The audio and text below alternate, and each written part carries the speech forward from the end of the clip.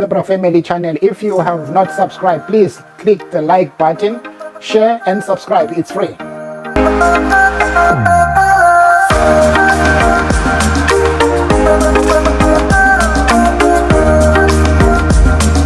Normally it is never done. But because this judge is too soft, he lets advocates get away with murder. Any other judge in this division who handles marathon criminal trials will tell you that you can't take 2 or more cases. Why is this case is going ahead? But I'm easy. And this, the JP, by the way, does not countenance. I was with him. He was asking me, when are you finishing this case? When he hears that there's an advocate who's handling another case in a junior court, he'll be very upset. I'm sorry about that. So can you come tomorrow? I'll come tomorrow, my lord. Okay. Just one aspect, Mr. Baloi. I heard you say Mangenya says he agreed with Fesser and Foster and all those guys. Agreed. Did they not conduct their own tests? No, we didn't say that, my lord. What did you say? This morning? No, yesterday. Yeah. Well,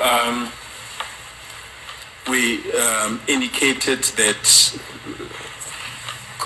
Lieutenant Colonel Mangena approached his colleagues for an opinion. Right. In fact, we objected when Mr. Ramusipili said that they verified, and he said no. He elicited their opinion and they gave him their opinion. They did not conduct their own verification. Not Hello? Yes. They did not conduct their own tests. In other words. Well, can you find that out? Because yes. Well, if they didn't conduct their own tests, they are not of no use to this court. Yeah, well, they did examine the specimen under microscope and then gave an opinion and said, look, this is our view, but after microscopically examining the specimen, there's the only way you can give an opinion. But they did not verify in the sense, as the witnesses said, complete a worksheet.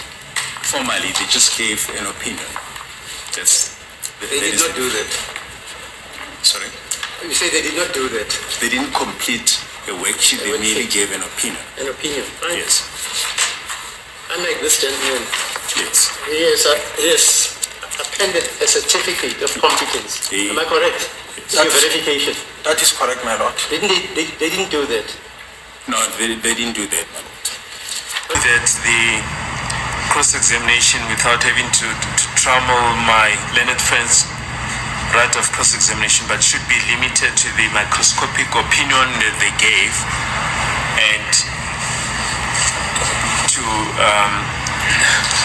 avoid any misconceptions, my lord, we submit that the parameters should be set for the cross-examination, that it will just be based on their findings. I can't make such an order. Microscopic opinion. I can't make such an order. Okay. As the court pleases. Then there's one aspect that you want to deal with, my lord. There is exhibit triple L in bracket 1. That is the affidavit of Captain A.M. Bentley. Bentley, yes. We were desirous of calling him. However, we have consulted with him this morning, and he has finished us with a medical certificate. He's not in the position to testify, my lord. We just beg leave to hand up. Forever? Yes. Hello? Yes. Forever? Yes, forever, my lord. Okay. We beg leave to hand up the medical documentation as exhibits triple L. Yes. Has been finished? Yes, they've been finished, my lord.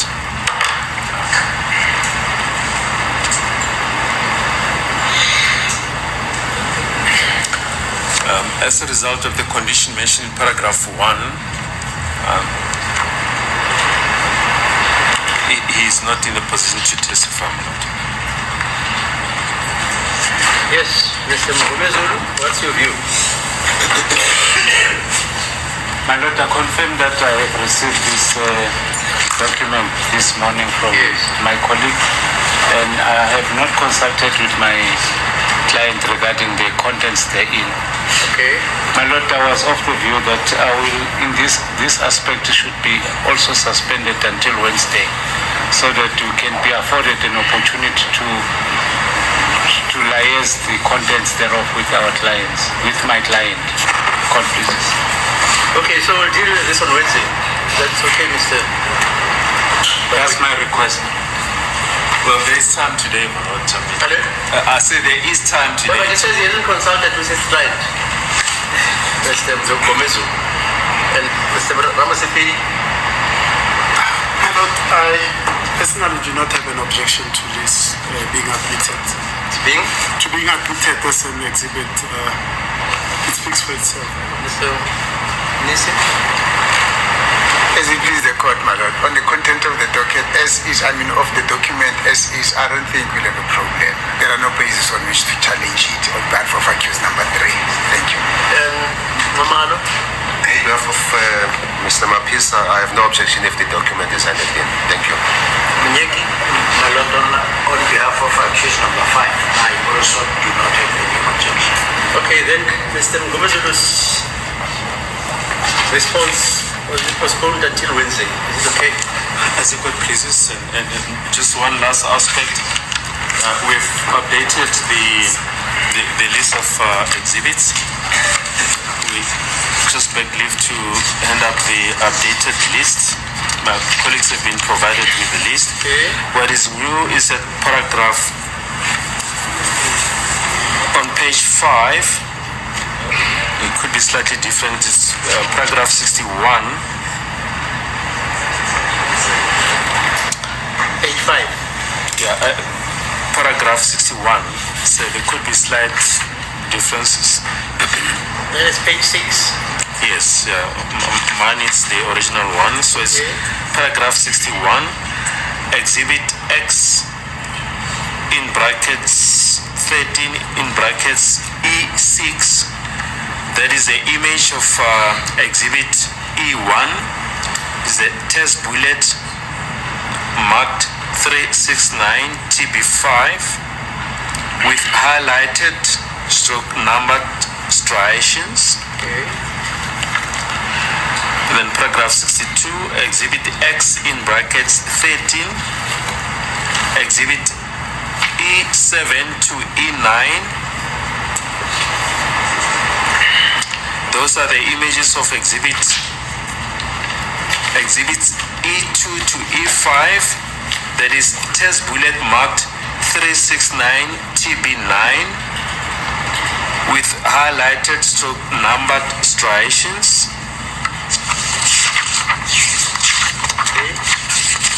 Then also what is new, paragraph 120,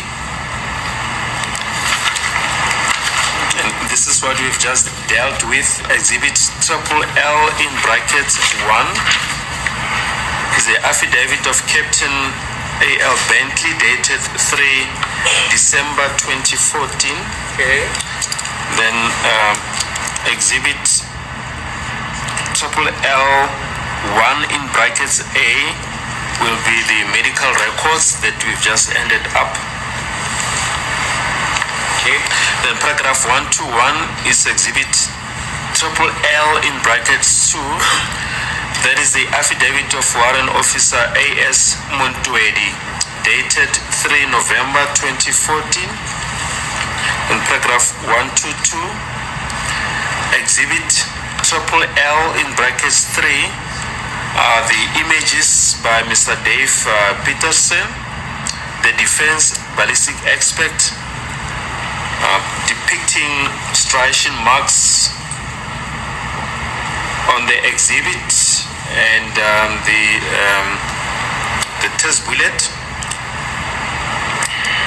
The Exhibit bullet is marked as 217267/82. Then paragraph 123, exhibit triple L in bracket 4 is the request by Mayor Bayat dated 23 February 2015 addressed to the Forensic Science Laboratory for IB's comparison. Then paragraph 124 is exhibit triple L in brackets 5 is the literature on formulation and adoption of theory of identification as it relates to tool marks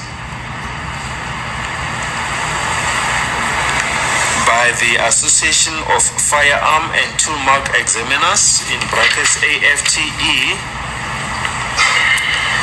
Then paragraph 125, exhibit triple M. It's the ballistic report by Lieutenant Colonel O.E. Sireo dated 5 September 2023. It replaces, my lord, the previous exhibit X13F as we've explained. Then paragraph 126, exhibit triple M in brackets 1 is a court chart by Lieutenant Colonel O.E. Sireo depicting the test bullet marked 369 TB8, consists of images 1 up to 6. Then paragraph 127, exhibit triple M in brackets 2 is a court chart by Lieutenant Colonel Sireo depicting test bullet marked 369 TB4. It consists of 6 images, 1 up to 6. Then paragraph 128, it's the two exhibits that were handed in this morning. Exhibit triple N is the affidavit of Captain R. Hrobler, formerly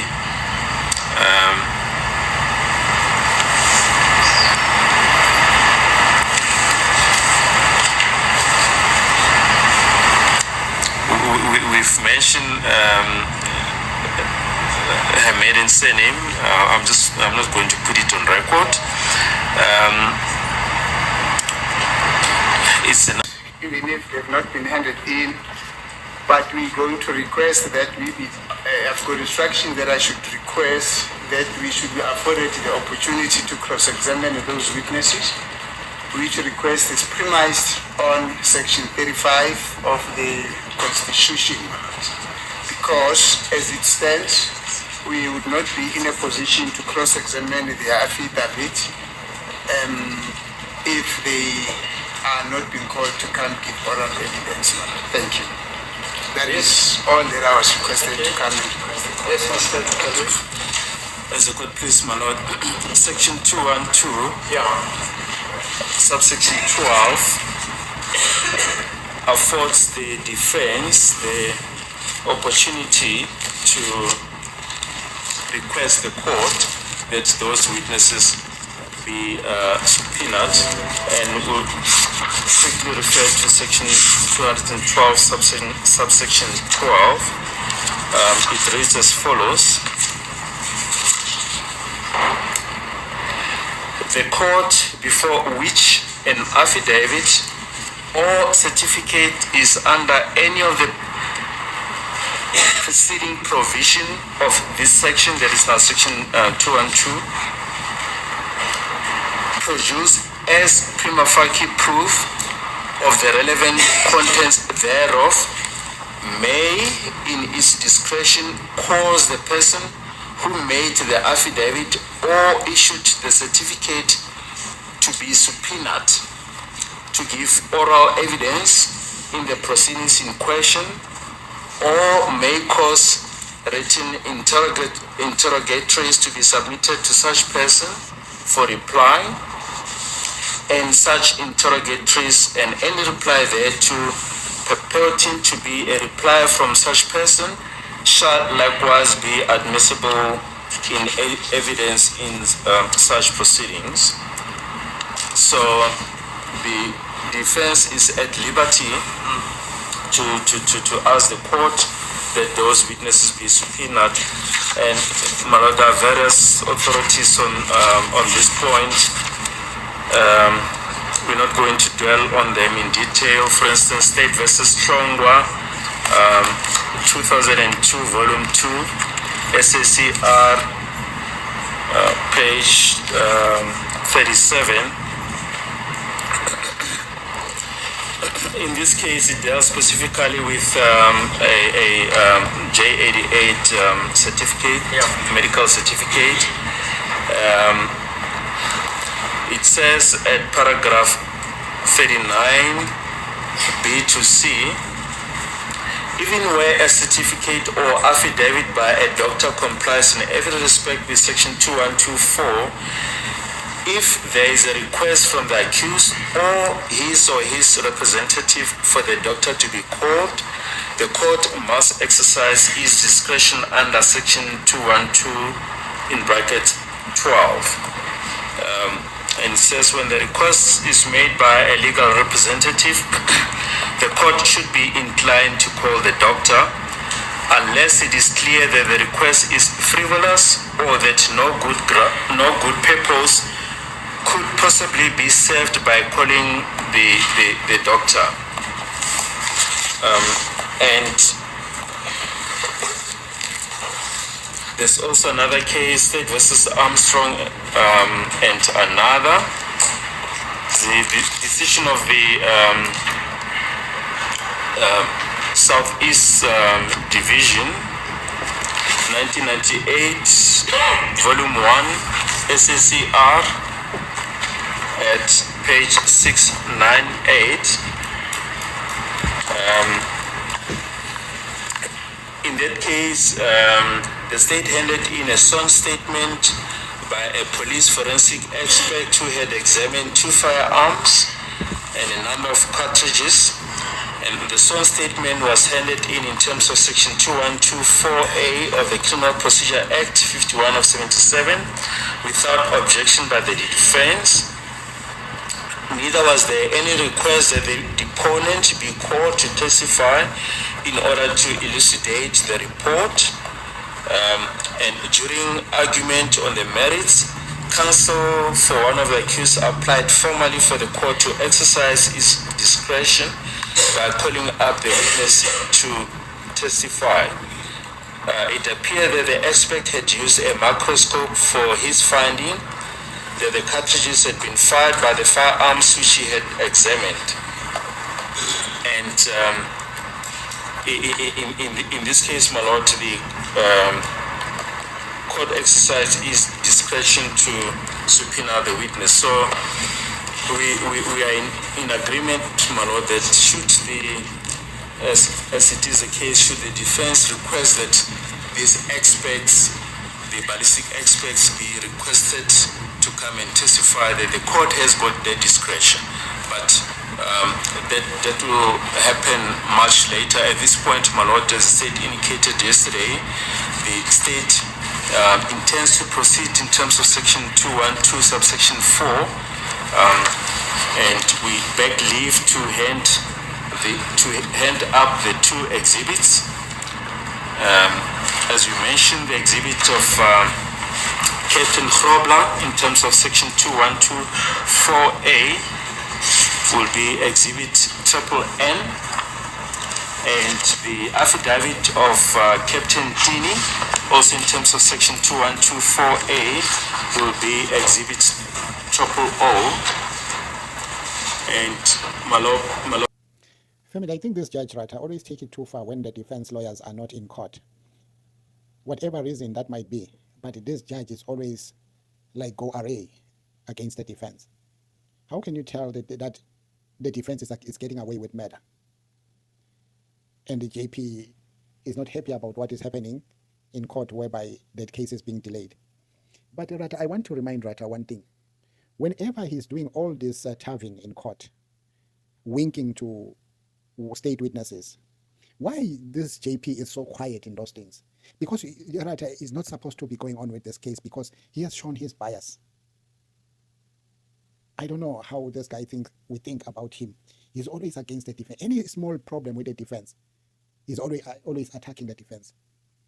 So now we have this problem of these 3 witnesses that are supposed to come as ballistic experts. So they have to be there on Wednesday. All this time that is going to be delayed from Friday to Wednesday. He didn't complain about that, Judge Rata. He just said he was going to talk to JP Mlambo. Baloi has to make sure that he do the subpoenas of this 2 ballistic experts that are supposed to Ntini and the other. What is so strange about all this? We heard last time that Steyn was sick. He was in hospital. It was really terrible. That is Baloi, who didn't want to bring Steyn in. So now, we have this guy now, which is Bentel, has sent a medical certificate that he's not going to come to court forever. He's not going to come and testify. And Mgomezulu said he has to consult with his client because Baloi wanted this to go on so they can do some kind of presentation or whatever the affidavit that were delivered in court for the 2 guys. Maybe it's a girl and a guy, but I'm not too sure. But Ntini seems to be a lady. I don't know. He's an expert, but I might be wrong. So this is really crazy when you look at all these kind of things.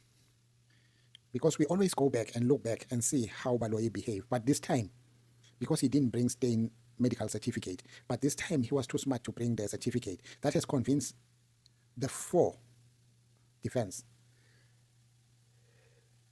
But it has not convinced Mgomezulu. Mgomezulu is always ahead on the game. And I bet on Wednesday he will come up with something because he's going to investigate this during the weekend, and what he will bring in court might surprise everybody. So we might even see this guy who were told that because of this medical certificate he cannot come and testify in court.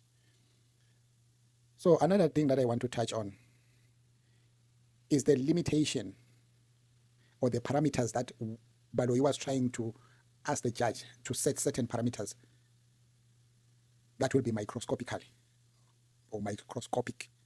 opinion when the defense try to cross-examine the two state witness, which is their ballistic experts.